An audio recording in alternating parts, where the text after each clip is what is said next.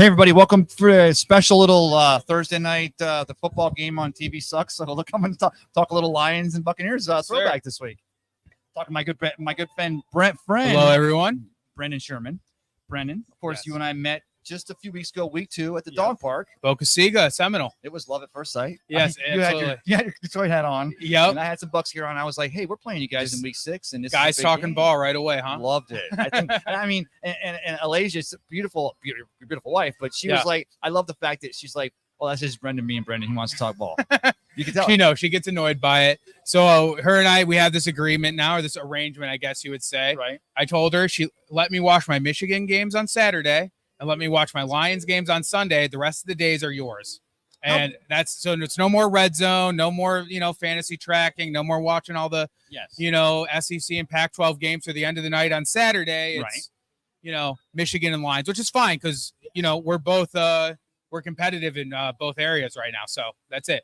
How bad did it hurt to think that if Michigan wins last year and TCU's not in that championship game, there might have been a game to be had, and then maybe Michigan gets that championship? That's a great question. And you're cutting deep right away with that. I'm sorry. No, because you talked about Michigan really, I think they overlooked TCU. I mean, to let them put up the number of points they did, that defense hadn't played that poorly all year long. Number one defense in the country. All of a sudden, TCU's coming out putting up 40-plus points on them, and I don't think Michigan saw that coming, and that really hurt them. So once it's football's and like then, that too. Of course, immediately after, you see Ohio State give Georgia the game they did. And in Michigan, handing it to Ohio State like season, you have to figure that if Michigan was on their game, they would have given Georgia the game that Georgia hasn't had now in many years, right? Yes. But it's it's in the past. Like, it is what it is. Let it go. Yeah. Well, and the reason why is because this was. I'm glad you let that deep cut go. But I got that when you and I just started talking that day. I was like, and I said, you're going to come on the show. And we're going to do it week 6. So let's. I didn't come here to talk Michigan ball. I can do that. That's another show, but I can do that all day too. Well, then I'm going to talk USF football, but no, that's long conversation. So here's the ground rules for tonight. Anyone out there watching, and I see y'all. You can talk smack. Lions fans, it's being shared.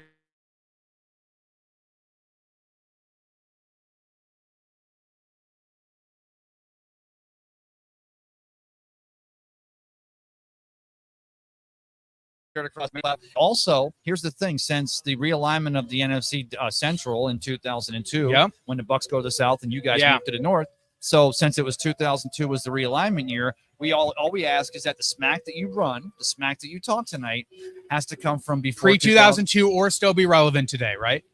Boom! So you got the rules. Yes, I got the rules. Yeah. That being said, is there anything you want to say off the bat? Grit? No, off the bat, no. I mean, that's our thing, right? I mean, no, we miss Tampa Bay being in the division. Those were a couple easy wins every now and then that we miss having, right? Although you guys were here when we shut down the old Big Sombrero, that gave us our first playoff win in 14 years. Yeah, and we talked about that already. And then, of course, the early 2000s Super Bowl win that you guys had, bringing Gruden in from Oakland and winning right away with them. That was a great team, great defense, maybe the best defense in NFL history. Will we ever certainly one of? Do you think though? I mean, I guess. Even if it's for Kyle Shanahan or for McVay or maybe for a Dan Campbell, maybe for a Todd Bowles, will we ever see a team give up 2 1s, 2 2s, and $8 million again to bring a coach in because they're so sure they're just a coach away from locking down a championship? It's a good question, right? Coaching's a thing, and I heard because I listen to PMT, on Barstool, always. Well, and just this week, of course. PFT and Big Cat bring up the conversation of, it'd be interesting to trade a head coach. I think PFT proposed a potential head coach trade. Yes. This is something that isn't done in the NFL, but it's like, hey, these guys are under contract just like players are. Yeah. Why the hell can't we trade these head coaches around the league? You're struggling, but you got a good time. You have a good coach. Right. You have an underperforming roster. Why not ship that coach out somewhere and get something in return for him? So maybe that'd be interesting. I'll give you a scenario. I'm just riffing here. Kyle Shanahan suddenly, they find out he's messing around with John Lynch's wife. John ain't gonna have that. God. I'm kidding, right? But now John's shipping Kyle Shanahan, and maybe the Buffalo Bills, who they're getting near the end of that window, even though it's Sean McDermott defense is what makes them incredible. Maybe the Puglias or whatever, maybe they're like, okay, Kyle Shanahan can come in here with Josh Allen and what we got, and and do it. But I mean, you're dreaming. But yeah. Okay, let's go back to that's more of a fantasy, I think. Why is it the Lions were the first team in the history of the National Football League that I was ready to sign up for a second consecutive year of Hard Knocks? Why is that? And you guys didn't want it. I know y'all didn't want it because you were like, no, we're doing okay. Well, I mean, we can start there. Nobody wants Hard Knocks. It's an interference with training camp. Yeah, it's a disadvantage that the only the underperforming teams have to deal with. So, I mean, Hard Knocks is an issue in itself, right? But other than that, I think the reason there may have been a demand for it is because I think we truly are America's team. We're not a villain. Nobody hates us. We've been underperforming for so long. We haven't had a playoff win since the early 90s. Right. We have a coach that anybody who loves football would love our team, our culture, our coach that brought that culture to us, and Dan Campbell and our GM Brad Holmes. We have who was the general manager when you guys made the Stafford trade? Brad Holmes made that trade. He came in right away and he's like, all right, let me assess this situation. Brad Holmes from the LA Rams. Yeah, because Marty Mayhew just left the year before. He came in from the Rams and he's like, let me assess this situation. Wow. Okay. We're not going to win with Stafford. We're not going to win with that contract. We're not going to win with this roster around him. We need to build around something else. Yes. He shipped, and he had the relationship with everybody in LA still. I'm sure Sean McVay probably whispered in his ear one time, if I only had Mexico. It seemed maybe, I don't know. I'm not going to say here and point collusion at anything done over involved a dinner in Mexico and sure. It was last minute. Yes, it was. Planned. From what I heard, it was actually done over a hot tub in Baja, California. From what I heard, in Cabo. Right? It was a hot tub in California. Wait, Kelly Stafford took a moment to stop running her mouth to hop in a hot tub? Yeah, I know. No, I think Stafford and McVay ended up in a hot tub in Cabo, and then this whole thing happened not long after. But, Holmes had the relationship with everybody between LA and Detroit. The trade made sense. LA was willing to give up all that draft capital as well as, ship out Goff. And again, I think you and I talked just a little bit ago. Right. A lot of us Detroit fans saw Goff's coming in on that $25-30 million contract, whatever it is. That was like a negative add to the trade. It was like you guys bought some you guys have to take this on. This is a negative add to the trade, but it's going to be part of it because we can't have Stafford and Goff on our salary cap and make it work. So you give us Stafford, but you're going to take on Goff. Okay, that's fine. But you get our picks. We get all your picks. Which was a good trade. And we've turned them into now multiple starters for us. So impact starters. We also talked, I think it was last show, we were talking about the fact that you guys have got a very, very good offensive line in Ragnow. What a name. That guy's like, is he a Viking? I mean, what is that name all about? He's amazing. Frank Ragnow to Arkansas. We drafted him first round 5 years ago now. And, he's on a big contract now. Right. He's eating up a little bit of cap. And, the centers will. Similar with your tackles, Taylor Decker out of Ohio State. He's the longest tenured line on the team. He just played his 100 and some odd game for the team. It was celebrated recently. Yes, he's been with us through thick and thin. He wears the Ohio State 2000 emblem on his shoulder. I believe he might have been drafted in 2017. That's right. 16 or 17. Yeah, under 7, 8 years, going on his 8th year. No, I think 16. You're right. Yeah, no, he's longest tenured Lion. He's a great player, and of course, being in Michigan, that. There's mixed feelings when he was drafted, but he's a part of the team, part of the city, part of the culture. Taylor Decker is we love the guy here. I'm going to throw this comment on Christopher Cole. He's my guy. He says, "Hey Ray." So I guess Christopher probably found us on YouTube. Okay, Christopher, you're at home. Hit that Google button. You got to talk a little smack. I got a Detroit Lion. You told me bring a Lions fan on here, and you guys can talk that smack. I'm kidding. But yeah, the O line in Detroit. Yeah, we're a force right now, and I know you have some guys up on your front line right now. Got that straight again after the injuries. Tristan Wirfs, I mentioned, came in at a great time for you guys. That fantastic tackle, top 10 and top 5 maybe in the entire NFL. Do you think that Aiden Hutchinson's versatility, that he can play anywhere along the aisle? I mean, we see him in the middle standing up. We see him playing dropping back. We see him playing from the left and right side. Because if that was Aiden versus Tristan all day, I think Aiden's still probably going to have his successes, but I think Tristan also probably has some successes too. So Aiden, as it stands right now, is leading the league or tied for the league in pressures, right? 29? Yes. With Max, he's tied with Max Crosby for pressures on the quarterback. He can do it all. An interesting stat I saw today.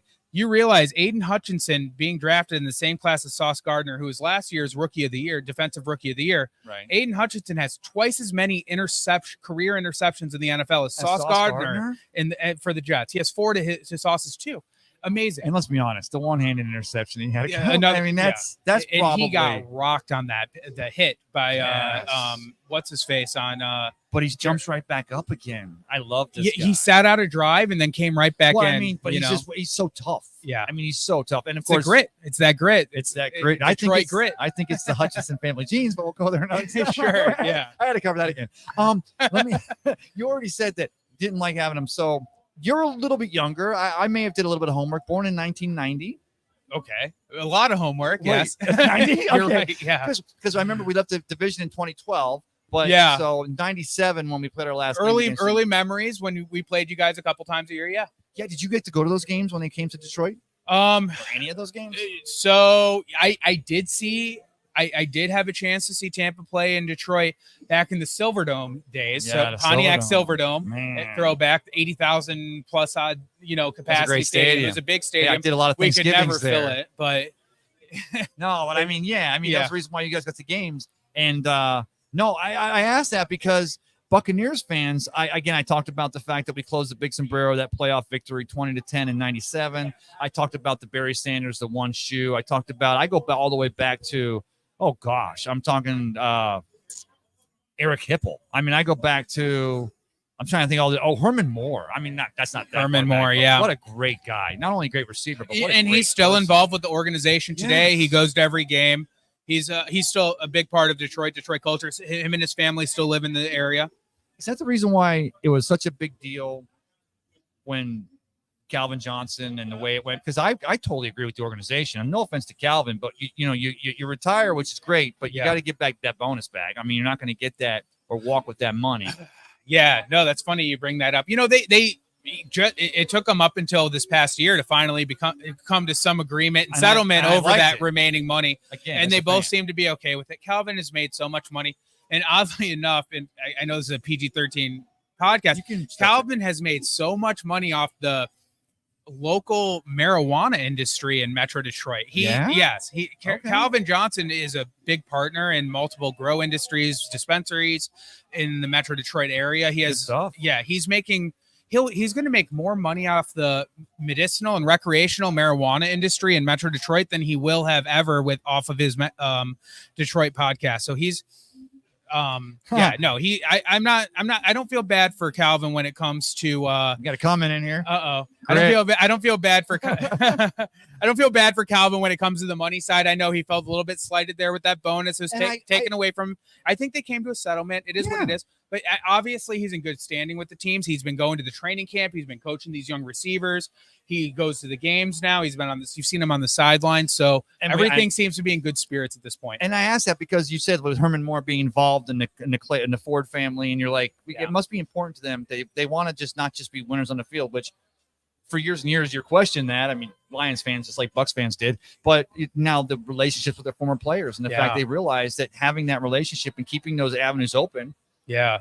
The relationships seem to be a big priority right now for management, restoring those prior relationships. You said restore. I know. Restore. That's the term, right? So restore the roar, roar. As well as there was relationships, right? I mean, we see Sanders, Barry's been at every game, home game. I think this season we recently put up a statue. Really come out of his shell. Yeah, he's pretty.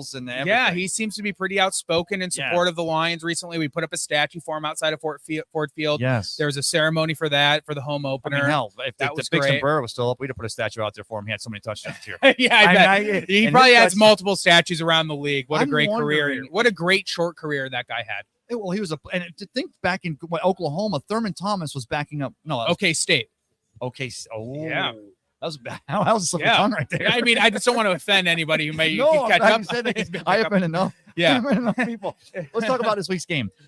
Sure. The Buccaneers were supposed to be the second crappiest team in the entire National Football League. They were supposed. You heard that, right? Caleb Williams. What a misanalysis. That team, and I hate that was ever the analysis out of the go, right? Right. You guys have 8 of the 11 starters on defense from that Super Bowl team still starting on that defense. That's crazy, right? All the linebackers. And you got a defensive-minded coach. Yes. And Todd Bowles. Todd Bowles, defensive coordinator, now head coach. I mean, I don't get it. You have the best linebacking core in the NFL. You have Winfield, Davis, Jamel Dean, who's come in and been amazing. This recent kid, cornerback out of Sam Houston State, who's performing for the you at undrafted corner. free agent. You talking about the new kid? I forget his name. Whoever you told you. What is it? Yes, McCollum. Yeah, Zion McCollum. Yeah, McCollum out of Sam Houston State. You guys have a secondary who's performing outside of their mind. I mean, with 3 veterans and a great rookie. I mean, Jamel Dean is amazing. And again, Vita Vea, who surprisingly has been healthy through your first 4 games. And now you're trying to talk smack. Sorry. No, I'm kidding. No, you're right, though. Then Tryon, you guys invested some draft capital in him, and he seems to be progressing just fine for you. I heard a rumor today, though. Not a rumor. I was listening to, of course, Krasnicki and Night Train on 95.3 WDAE, and they said all of a sudden Shaq Barrett's popping up on the possibly. I didn't get the details because maybe ill, maybe under the weather. And the weird thing was that's very breaking news because I want to say he was a full participant at practice today. That's what I thought, and I'm not sure. Maybe I don't know if Night Train was. I don't know. Ronnie Lane was teasing something, but it's weird though because even though it's 2023, because the way they said it is mysterious player pops up on ill, and I'm like that almost takes me back to 2020. I'm like COVID because every week we were waiting to see they were doing who was on that list, right? COVID, who knows? But I mean, if something came up and he doesn't play, that would be a big benefit to the Lions. He's been a force for you guys. Pass rush, he had the interception touchdown for you guys. That massive play. Oh my God, that was what a great play he had. Well, that was probably almost. I mean, I go back to what because it won you guys the game, right? That was it turned the game locked around. It up, right? No, I mean it's the end of the game, but it was the dagger. And I equate it to the Hutchinson, the one arm, but Hutchinson was getting double teamed or teamed, and he still came down with that ball. He's a monster. And it's not a love fest. I mean, I wanted to talk about this is that you guys, we talked about this. We did a little show and the sound wasn't good, but of course your guys' one loss this year was week 2, Seattle Seahawks. I gotta pull that scab. I gotta pull that Band-Aid again. Yeah, no. And of course, Dave Canales is the OC here.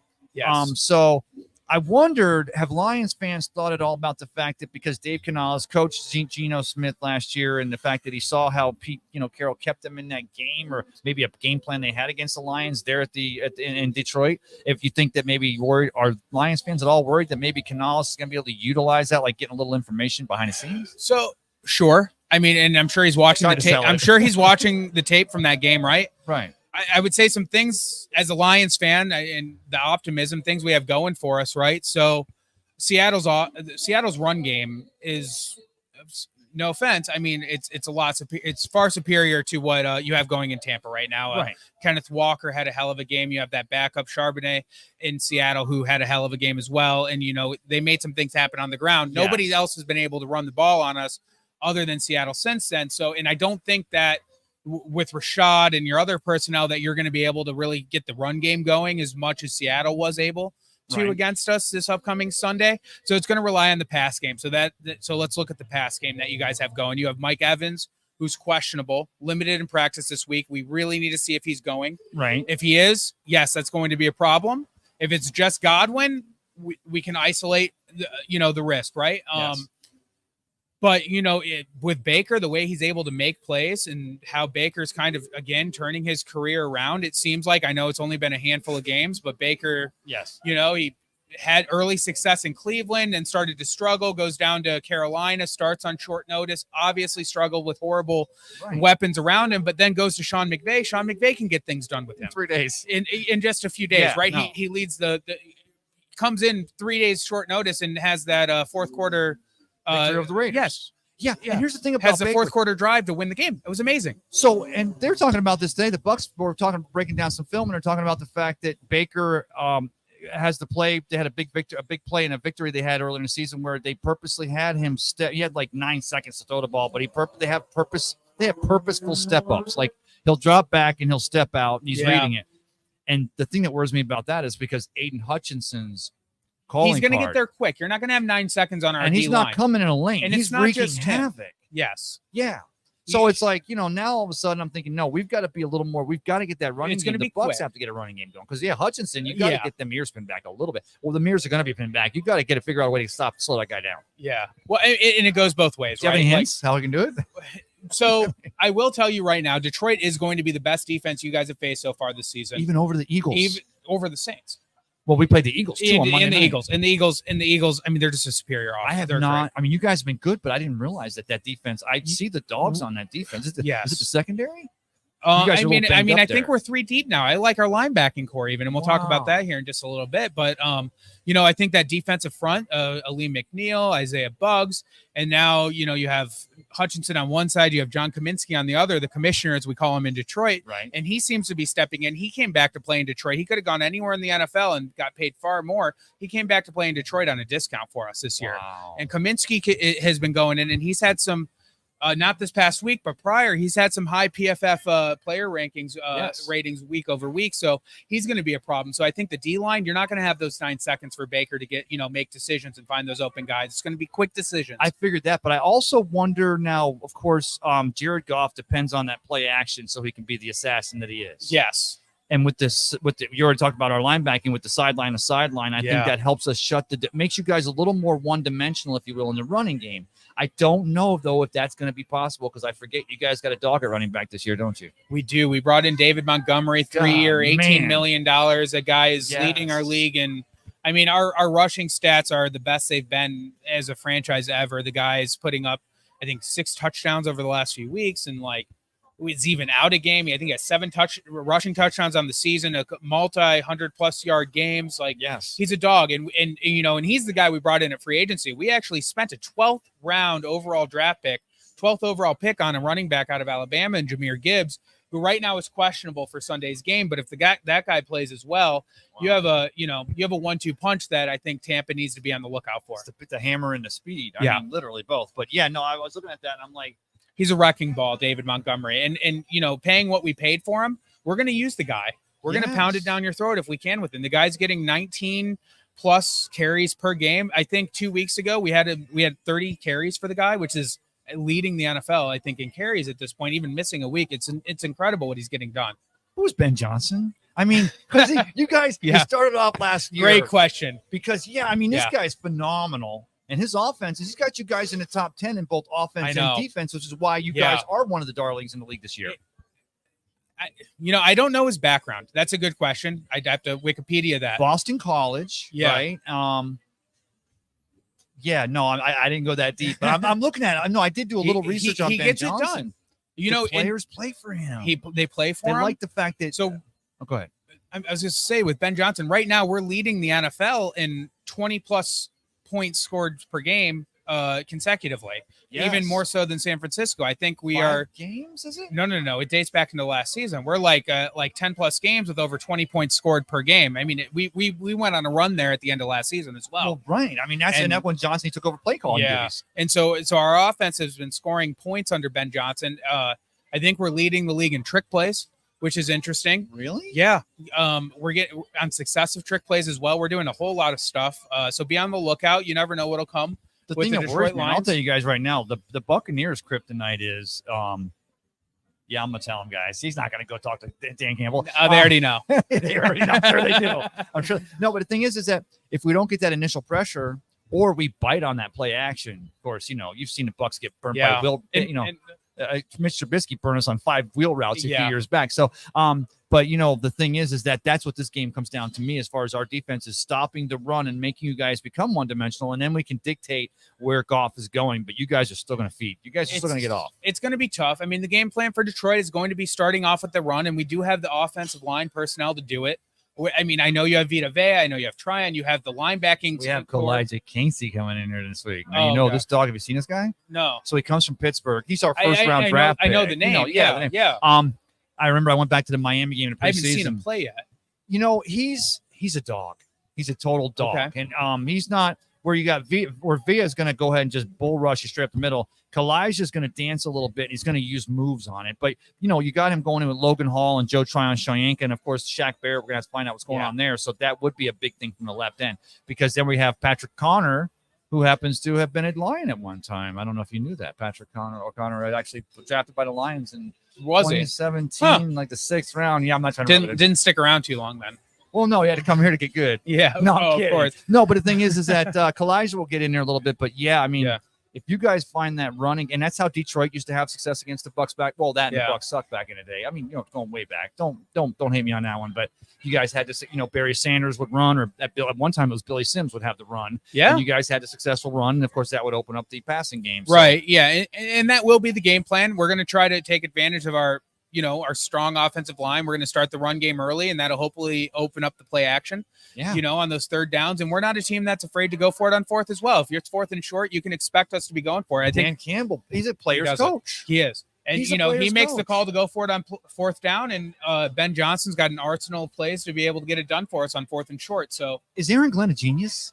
I mean, because Dan Campbell's an offensive guy, but he talks about grit. He talks about we're going to bite him in the kneecaps on the way down. We're going to bite him in the kneecap on the way up. No, and that's a great question as well. Yeah, because Aaron Glenn, I mean, last year it was Aaron Glenn and Deuce Staley. It was the OC versus the DC, and that was kind of one of the hard knocks underlying narratives. Right. But of course, and Antoine Randall is our wide receiver coach as well. You stole him. Yeah. I'm just saying you stole him, okay? Because, we had him here with the Indians, and Pittsburgh. He came here. He got another ring here as a coach. But, Randall L's a pretty darn good coach, too. But you ask about Aaron Glenn. I mean, and it's funny, his head was on the chopping block when we were one.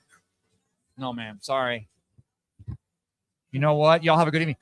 We'll take a second. I'm going to get back to that, but we're out here. I want to go ahead and do a shout out to Frabadas. Go for it. I'm going to take a break. Okay, take a break. Because Brandon was just telling me how great the Detroit style pizza. Is it Detroit style pizza here? Yeah. Okay, so they got Detroit style pizza. Did not do the show here because I was trying to do a home game for this cat because it's a home game this week. Of course, it's the creamsicle throwback for your Bucks. But got a lot. Was it the band on stage over here? You said again? Tequila Boys, right? Had a great crowd. Serenation. That's right. Oh yes, local reggae. Yeah. So we had a party going on down here, and Brandon, and it was funny because we talked. I guess we talked about this that Sunday morning. We're like, we're going to do this because we were talking, and I'm glad we had a chance to come down here. Had some audio difficulties with the first show, but got the second one off. But again, let me see if there's any. I guess right now, it looks like we've only got comments. So let me do this. I'm just going to say that it's going to. Oh, Christopher Cole, my guy. He said, I'm just going to say it's going to be a great game, Brendan. That's what he said. He's a great kid, great guy, and he's an optimist. And Christopher Cole says Lions secondary is banged up. Oh, okay. Let me see what's going on here. Christopher Cole, please do me a favor. Share the show. And let me just check one thing out real quick because I think I might have an audio issue with my mic. I just want to see. I'll be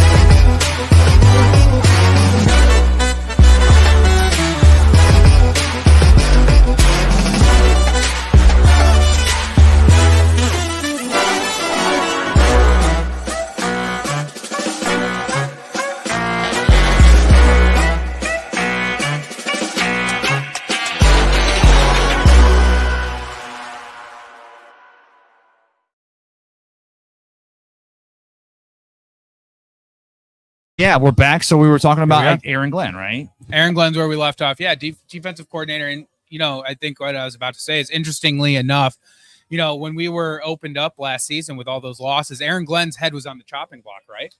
That close. Yeah. Because they were giving up the points. We were giving up the points. We were, I think, historically the worst defense in the NFL through the first 7 or 8 games of last season. We ended up firing our D-backs coach, not Aaron Glenn. And D-bags coach? D-backs. Oh, backs. Okay. Yeah, sorry. I don't have headphones. The defensive backs. Okay. Yeah, the secondaries coach. Secondaries coach got the axe, right? And and then all of a sudden the Lions started winning. And I don't think the secondary coach firing is what contributed to that, but it was part of the culture shift that we needed. And I think that we were so close in so many of those games. We weren't a horrible team.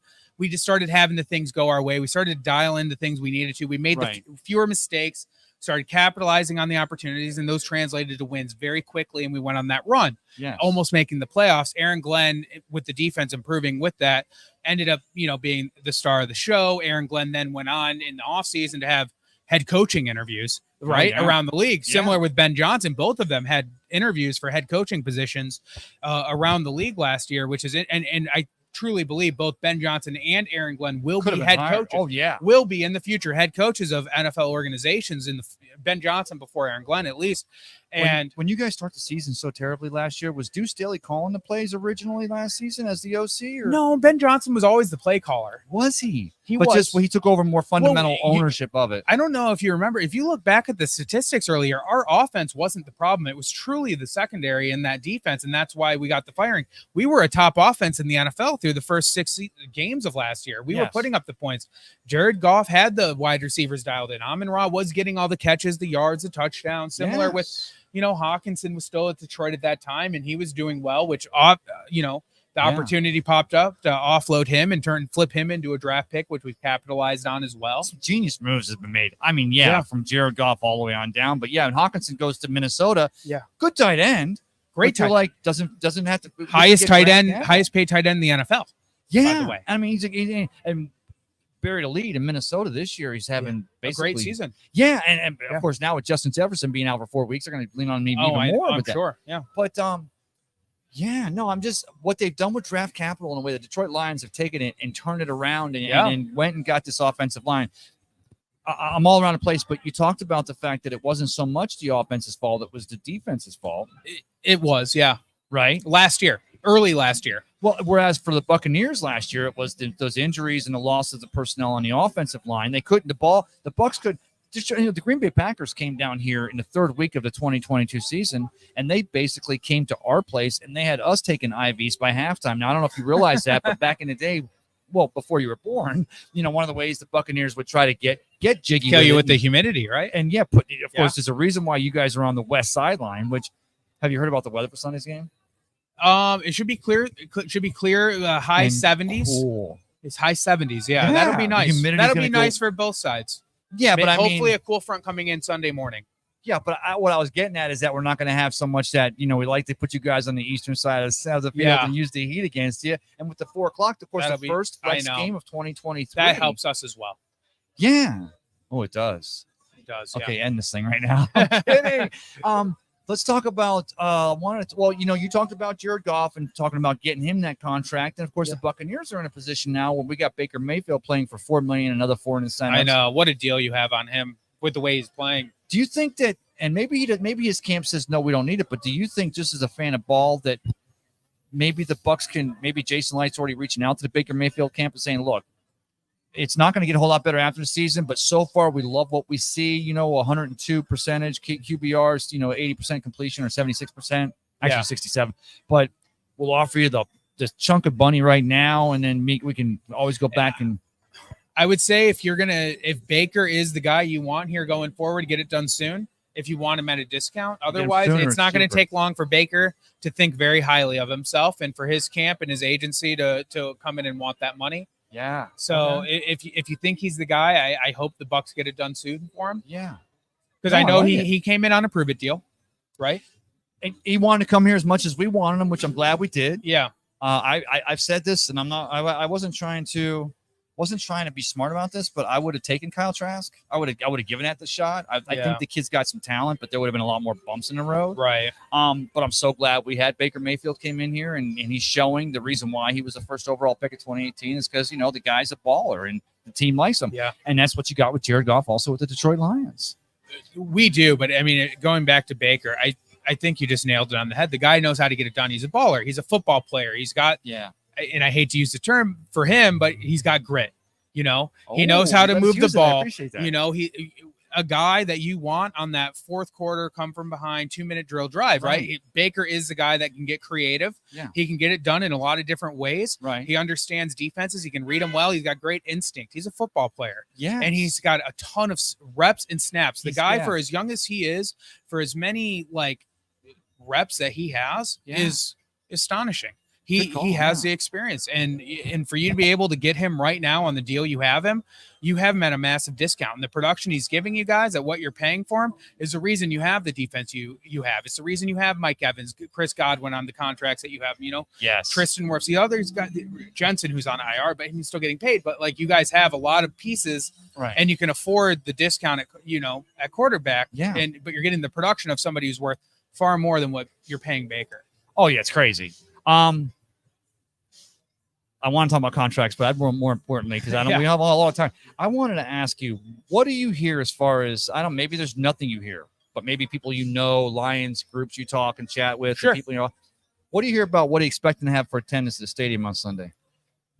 Okay, so the early numbers that I'm hearing for this upcoming Sunday, Yes, and this here it may be comes. shocking, and maybe I'm optimistic, but I'm hearing upwards of 30,000, almost half. which is about 40% of your stadium capacity. Well, yeah, and so I have tickets. My wife, she'll be in attendance with me. My dad, his wife, my brother, they're all flying down tomorrow for the game. that's good. We're going to be in lot 4 for the official Detroit Lions podcast, DLP. Shout out. Great Detroit podcast. Yeah. The official tailgate for them is going to be in lot 4. That's where we will be. Lot 4 is good. That's a good lot. It's a great lot Yeah, for it's a great tailgating. lot. So we'll be there. You have a lot of transplants here. You have a lot of season ticket holders who sold their tickets for this game prior, or had them up for sale prior to the season starting. Before you guys realized you'd be one loss at this point in the season. Yeah. The tickets were gone. So you had a lot of opportunity for Detroit fans to buy them. This is an easy city for us to fly to from Detroit. It's less than a 2-hour flight. Yes. You can fly Frontier, Spirit, Delta 3, 4, 5 times a day. You can fly Allegiant even down here into Clearwater, really. St. Pete. It's not hard for us to get here from Metro Detroit. Expect a lot of Detroit fans. You thought Philly was bad on that primetime game the other day? Detroit. So now you're talking smack. It's not a creamsicle game, is smack. what I'm saying. It may be smack. Oh, I'm saying it's not going to be the well, you creamsicle game see. that the NFL prepared for. It's going to be a lot of Honolulu blue in that crowd. And I like it because you guys stole Wayne Fonts away from us, our DC way back in the day. Yes. I love that cat. But Yeah, throwback. I would pose that one of the reasons, of course, the fact that we played the NFC North, or the old NFC Central opponents this year. Reason why the throwbacks, and of course it had to be either the Bears or the Lions. We played the Packers and the Vikings on the road, but I remember many games, and again I go back to Billy Sims and Barry Sanders, and I remember many a game where there was some Honolulu blue, because you couldn't miss it in the old big sombrero among the orange. And I would pose that I think that one thing I always liked about the Detroit Lions fans, as opposed to, and I'm not putting down the Chicago Bear fans. I don't mean to put down the Green Bay. Although Green Bay, they could be okay. Put down the Philly fans. They're the rough ones, right? Oh, they're the ones. Yeah, they're the terrible ones. Yeah, no, they're the ones that beat up Santa Claus. But I would pose that snowballs. I would pose that, like, when the tickets were on sale, even though it was talking creamsicle, it was like the Bucks were going to be in a Caleb Williams sweepstakes. So those tickets were probably a little more available. They were. And I think that as Lions fans, you guys were like, hey, we're calling our shot. We're coming up. And we knew we were going in preseason as a team that you wanted to travel to see. Yeah. This is a great place to be this time of year. People can come here, make a long weekend out of it, stay here on the beaches where we are right now, rent a place, and then hit the game on Sunday and fly back Monday morning. I mean, it's easy. You just described exactly what it should be like for people to come over to St. Pete to go to a baseball game year round too. I mean, with the new stadium. Yeah. That's exciting as well. Yeah, don't you think so? I mean, because you live in Seminole. I do. I live in Seminole. My tax, I'm paying for that stadium. Yeah. Yeah, I don't get season tickets for it, but I'm paying for it. Paying. But yeah, I mean, no, what I was working it back to is that you guys at 4-1, us at 3-1 with the bye week already. Right. You guys may come out 5-1. We may come out 4-1. Still gonna be in first place in our divisions. But I think that no matter which team wins or loses on Sunday, if we see a good game, I don't think either one of these fan bases, depending on who's in attendance or even watching at home, I don't think we're disappointed, because so far in 2023, both our teams are doing pretty well. We're both, I mean, I would say, again, with all due respect, you guys are exceeding expectations, as you've kind of alluded to. We're meeting expectations. We expected to be one loss at this point. I mean, with meeting expectations. Didn't think it'd be the Seahawks, though, did you? We thought it'd be Kansas City, not the Seahawks, but whatever. At the end of the first 2 weeks, we're 1-1, regardless of how we got there. We didn't think, Kelsey and Jones would be out those first 2 weeks, but our first week, it is what it is. I was rooting like hell for you guys. I mean, serious. I was rooting like hell for you guys. I mean, not because I hate the Chiefs. I mean, Mahomes and part of the quarterback show on Netflix last year with Mahomes and Cousins and Mariota. Yeah. I'm like, Mahomes, he's a likable kid, the baby goat, whatever. But yeah, Detroit at KC opening night. You're rooting for the country. Was rooting for, and again, I mentioned, I don't know if I mentioned it on this one at the last show, but that was the most watched Thursday night football game in NFL history. Yeah, the ratings were through the roof that game. Yes, and it's funny because I got to work back to the Buccaneers. I just have to. It reminds me of after we closed down the vet in 2002 on our way to Super Bowl 37. Of course, we were the first Super Bowl team to ever have to go on the road for week 1 of the next season. So, as of now, because it was the opening we had closed down the vet, and it was the opening of Lincoln Financial Field there in Philadelphia. Makes sense. Yeah. Yeah. So, beautiful stadium too. Yeah, you were only 12, so you probably didn't give a shit about the Bucs on Monday Night Football. But now I look back on it, they had Rocky Balboa. He rang the bell in the stadium. He was on it was Philadelphia. a show. Yeah, and then the Bucs went in and we won that game too. That's awesome. Yeah, so even though we started the season on the road after Super Bowl 37 victory, we went in and we closed down the vet and opened the new stadium with a victory over those Eagles. So, we got a little scoreboard on them. And that was why. And I wasn't painting that picture because I'm trying to blow sunshine up your rear, but that's what it felt like when they put the Lions on the road in week 1 in KC. It's like, here's your AFC division champion. Yeah. AFC. We're putting the Lions on team. They're grit. And you guys went out there and took care of business. That was pretty good. Yeah, it was a good game. It was a fun game. Scoring the late touchdown, coming from behind like we did. And then, what was really encouraging from that game is, we have this term in Detroit, same old Lions, right? That's the term, right? Is it really? Oh, SOL. Same old Lions. And that's when you give up the end of the game play or drive that, makes it sway the other way. And we were able to give Patrick Mahomes the ball on his own 40, only needing to get into field goal range on his own 40. And we were able to shut him down and win that game. And so that was like one of those turning points where, a lot of us were like, okay, this is the point where we're either same old Lions or we are this new age Dan Campbell, Brad Holmes Lions. And we now know how to get it done and we can close the game out when it's needed. And we were able to do that. And it was so exciting. True fact. You didn't know this, that in the start to our, when we came into the NFC Central in 77, the Lions were like our most equal team. And maybe people would say, oh, they equally suck. I'm not saying that, but after 10 games, the series was 5-5. After 22 games, the series was 11-11. Yeah. And after 30 games, it was 15-15. Of course, at this point now, in historical context, you guys lead the series 31-28 all time. Do we really? You do. Wow. So I don't know why, but from back when I've been the 90s did a toll on you. And then when you guys were great in the early 2000s, you were out of the division already. This is true. Although when Dungy 97, 98, 99, we were getting jiggy with it, but it was. But I mean, that was that was some of our we were still winning games. Yeah, you guys. It was still a toss up between games. If Barry got off, you guys were eating. Right. Oh, didn't, you got the victory. But again, shout out to the saltwater hippie Nebraska captain. It's cooled down a little bit out here. It was busy earlier. It was slammed. Yeah, I'm glad we did this. I just want to check one of the comments because here's the thing. We're gonna have to do post comments after the show because it looks like the comments didn't actually go out. So here we go. And of course, oh, my bad. Christopher Cole says Lions secondary is banged up, and I kind of talked about that. Yeah, that we can talk about that for you guys. So that, if the Bucs we haven't been throwing it downfield as much. Baker's been keeping underneath and trying to get that running game going. And of course, Dave Canales, the OC for the Bucs, talked about today. The offensive line is starting to see where they need to go, but they haven't quite gotten there to establish that running game. But are you worried with the secondary being a little backed up? So I think our pass rush is going to be a big thing that we need going for us on Sunday because we can't give Baker that, you mentioned 9 seconds earlier. We can't give Baker those extended plays to find that guy. We can't let him get to those second and third reads on Sunday. Right. We are banged up. We brought in CJ Gardner-Johnson this offseason. Yes. Taurus Peck after week 2. Yeah. We brought in Emmanuel Mosley off a torn ACL he came in from San Francisco. And 4 or 5 plays into the game this past week, he tore his other ACL. I saw that. Horrible. We draft Brian Branch, who's been an amazing cornerback safety nickel. He's a nickel, right? And he's been playing out of his mind. The guy, if he didn't get injured the other day, probably be on track for Defensive Rookie of the Year. Really? To be honest with you, he's been playing amazing. He's questionable this Sunday. Now, it's not a season-ending injury. If he's out this week, it's the last week he's out. He's playing the following week. Right. He hasn't practiced this week.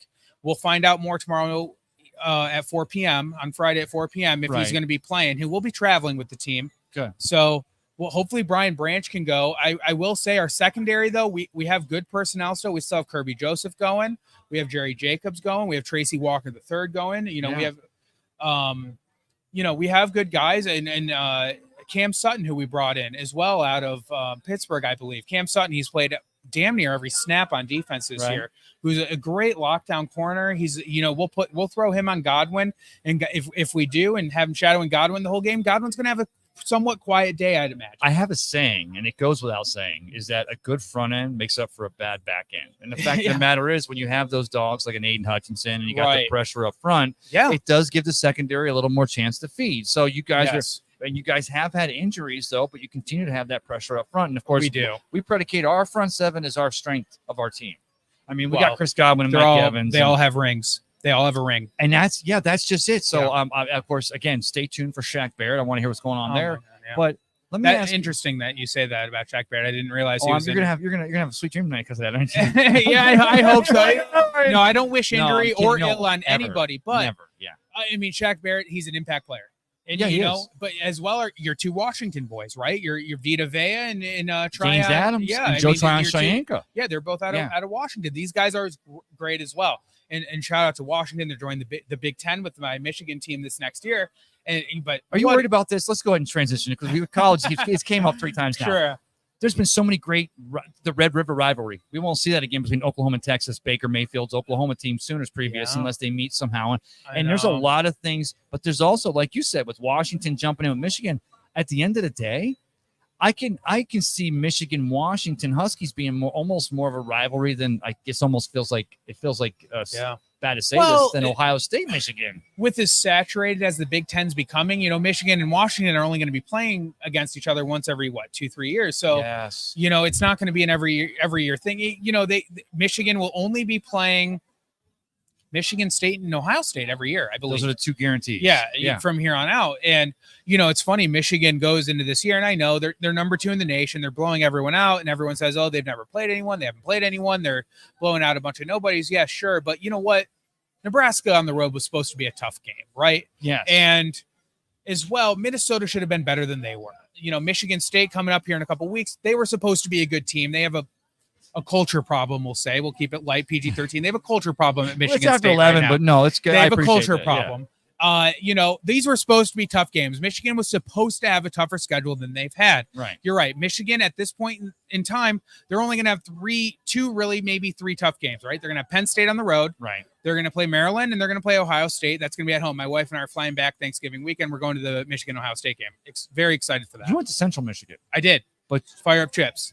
And you have an offensive lineman, Godecki, who out of Central Michigan. Yeah. Yes. And who recently left Sean Murphy Bunting out of Central Michigan as well. Well, that's why we got rid of him. We didn't want two of those. I know you want two. Yeah, you can only have so many chips on a team. Central Michigan, Max School, fire up chips. Shout out to them. They surprisingly, they have so much success compared to other Max schools in terms of players transitioning in the NFL, figuring it out, staying on teams for a long time. You see guys like Nick Ballore, he's like in his 8th or 9th season in Seattle now. And, various others. Eric Fisher was a number 1 overall draft pick for the Kansas City Chiefs on offensive line out of Central Michigan. Various guys who just Antonio Brown, again, he had issues down the road, but fantastic career, Antonio Brown. I went to school. I lived in the same dorm hall as Antonio Brown my freshman year. I knew the guy. No, not at all. Probably never saw him because he was so fast. Oh, no, I remember the guy well. He always had something. He making the pull downstairs. He had grills in his teeth and some shit carved in his head. And he had weird hairdo every week. He wasn't naked down. He was a funny guy. No, I'm sure he did that as well. Yeah. No, I mean, Central Michigan has had a lot of success in terms of guys getting to the NFL. And it's funny that Tampa's had a couple of those guys come through the program. Yeah, Luke Godecki. I'm telling you what, he's Jason Light. I don't know if he's going to go Sunday. He might be injured Sunday. No. He's questionable. He's questionable. Did he practice today? I haven't checked today's practice yet. Yeah. Dang it, I forgot. I'm not sure. Well, Jason Light just has a way of finding these dogs. He really does. Yeah. I mean, he finds Nally Marpet. Of course, digs like deep. You said. Sam Houston. Yeah. And McCollum out of Sam Houston State. Yeah, but then also someone like a Robert Hainsey out of Notre Dame. It's like he was right there. But hold on a minute. There was a player I wanted to – oh, God, I wanted to Barrett's out of Colorado State. That's not a big-time program. Rams, I mean, yeah. Right? Yeah, I mean, but he was with Denver, but then, of course, we brought him here. I know. We're giving him the biggest contract we'd given him at that time. I mean, the guy's a stud.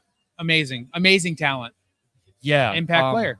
Dedicated to the craft. great heart. Of course, we had the thing this last offseason. It was a heartbreaker with his daughter. And my God, we don't need to talk about that. No, we don't need to. But I'm just saying is that was one of the things where after the interception he had there and he locks out the Bears game, even though they'd already kind of been trending. Yeah. Like, he was able to do a mention, and he says that as long as he's able to have success and able to talk her name, and it's also there's a lot of cultures that do believe in that. Then Dia de la Muerta or whatever it is, we continue to speak their name, but we love the fact that the kind of character that he has, and that was what's reminded me about this team that Jason Lights put together here. It was under a Mike Smith, but more like a Todd Bowles. As Bruce Arians comes here, it's for Bruce Arians' offense and what he does. We continue to put these dogs on defense and drafted Devin White. And the fact of the matter is that a lot of similarities between this Buccaneers team today and the Buccaneers team of Tony Dungy back in 97 through 2002 is that you got character players. And Detroit though has those same kind of characters. And I think Tampa and Detroit are similar in that nature, right? We're both mid-tier markets. Yeah. We're not massive. We're similar in population even. Yeah. And when you get these players, you get them coming in here and they become. Sorry, I got some motorcycles going by. Drag race. But you get these guys, they become one with the community, and then when they go through success through heartbreak, like Shaq Barrett did this offseason, you see the community rally around them, and they really become integrated with the community, and that's how you get the loyalty, right? That's how you generate that loyalty. That's the good stuff. And that's what you love to see. Yeah, because wins and losses, it's going to come down. You know what I don't like? One of the things I don't like about today's NBA is that they've literally accepted the fact. I know we got to get. We won't keep you much longer. No, you're fine. You're fine. I know and stop. That it's become like the NBA with we're going to hold for the last possession and go for the last shot. And coaches nowadays will tell you, well, we just want to have a shot in the fourth quarter, the ball last, and have a shot to win the game. Yeah. And I'm like, I can understand that, but at the same time, I'm like, no, if you could put them away, go ahead and put them away. If you can make them look like the Patriots the last 2 weeks, go ahead and make them look like the Patriots. What the Saints did to them last week. Oh God. Yeah, no, two weeks successfully. Tristan, come on in here.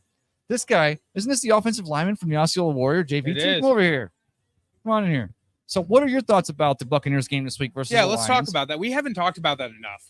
The Bucs game? We should wrap up talking about our expectations for this week. Yeah. Tristan, what do you think about the Bucs game this week? If Kalaj is in, I'm excited to see him play. Because watching his clips from college, he's really fast. He gets off the line quick. And I don't know. I know the Lions have a really great O-line, and Jared Goff is crazy. But tell me about the Osceola Warrior JV program now. How many games now have you guys won in a row? We're on a win streak of 5. We're 5-1 right now. Who did you guys beat last night? We beat Gibbs last night. We're going to Lakewood next week, and if we win Lakewood, we're going to the our divisions championship. You're dressed in varsity tomorrow. Yeah. It's a home game. Away game. It's at Countryside. Oh, that's right. I got to get off work. I go all the Countryside. That's okay. I do it every time. Take it back. What's that? You want to take it back? I'll take it back. Thank you, Tristan. So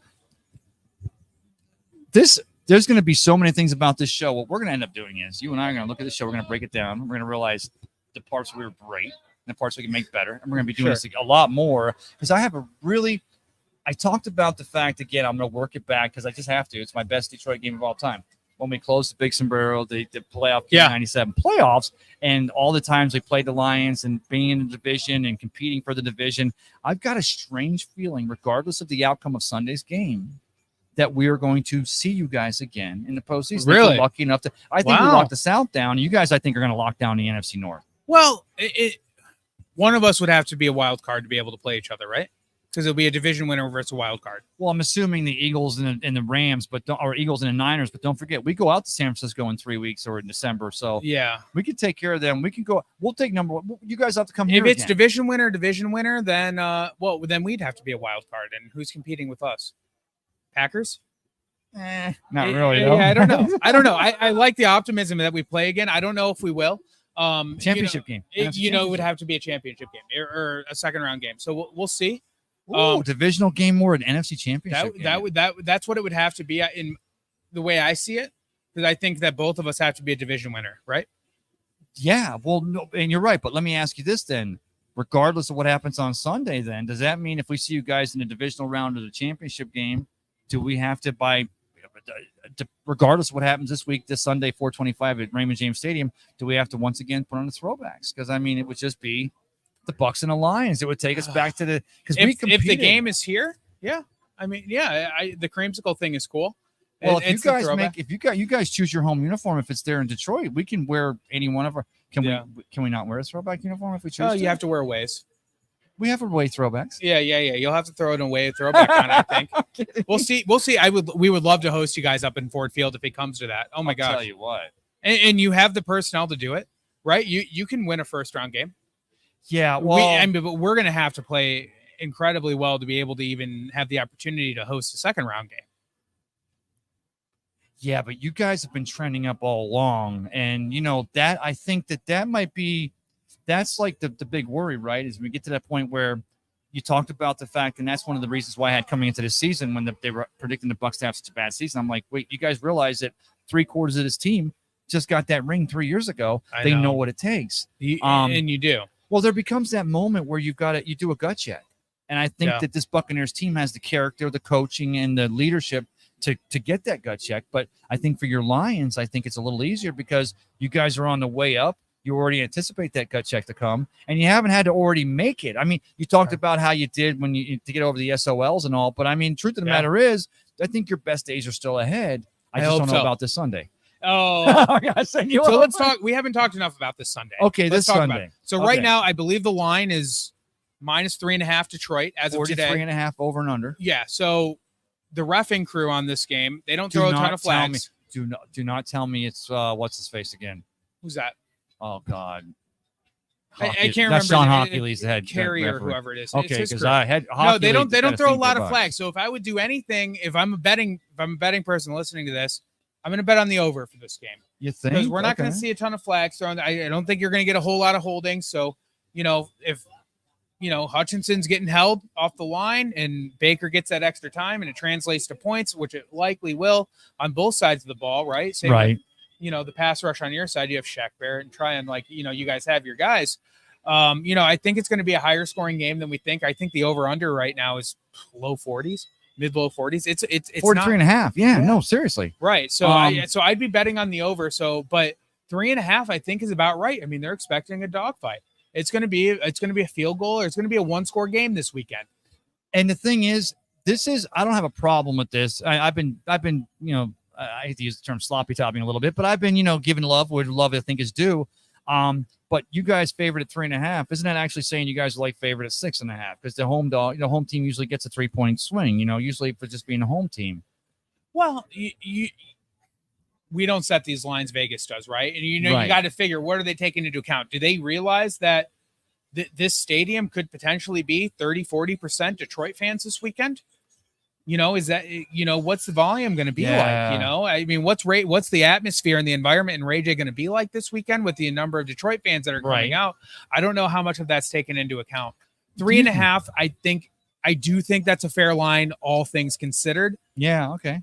I got you. With that, I would be betting Detroit again. If sports betting was legal in Florida, of course. Right? Yeah. So that's another Who would ever do that? argument for another day. But, just to walk through the game itself, obviously, on offense, we're going to have, Amon-Ra St. Brown, who sat out last week. He is healthy. He's back. He's our number one. Wearing his jersey tonight. Yes. Nice. He's a dog. He's fantastic. He catches those short routes. He stretches them deep. Yards after catch, they're there with him. If he catches that ball, if your second tier cannot bring him down, he's going to be stretching at an extra 10-15 on you all day. So, you're going to have to watch him. Jameson Williams, who's our 12th overall pick from last year. This guy we drafted him out of Alabama off an ACL tear from the national championship the previous year. He's supposed to be a dog. He's as fast as anybody. He should be on the Miami Dolphins with as fast of a 40 as he can run. faces a suspension. He originally faced the ACL tear, came back late last season, played a Right. couple games for us. This year had a gambling issue, which we just talked about. Wasn't it a 6-game suspension though? Yeah, it was a 6-game. But the NFL changed the rules and said, all right, we shouldn't apply this suspension to them because we changed the rules. So, he was able to come back last week, and he did play last week in limited capacity. Yeah, very limited. Yeah. This is our deep threat target, and this is something Detroit hasn't had this year. We have Khalif Raymond, who's a deep threat target. We've used Sam Laporta, who's our rookie tight end out of Iowa, in this deep threat capacity as well. All along, Ben Johnson has envisioned Jameson Williams as being this deep threat guy, which is something we haven't seen out of Jared Goff because we haven't had this guy. So maybe this week you'll see it, but that's something that now that secondary that you guys have with, Carlson Davis and Winfield, you're going to have to start watching that deep threat with Jameson Williams because that's a threat now. He's at game speed now. He's had his week under his belt. He's had a couple weeks of practice. So watch that deep threat because Williams is that guy, and of course, Josh Reynolds, who's been just the stallion for this team at wide receiver. He played with Goff in LA for multiple years. We brought him in from LA. Brad Holmes came in and Goff came in, brought him into Detroit. When I don't know why I didn't remember. I mean, I'm starting to now, but the Brad Williams, or the coming from the LA, Brad Holmes. Yeah, Brad Holmes. It's coming from LA, GM. and the fact that he knew what he was getting, because I think the whole world knew that Jared Goff was a dog. I mean, we knew the kid was a player, a baller. Bad situation for him towards the end there.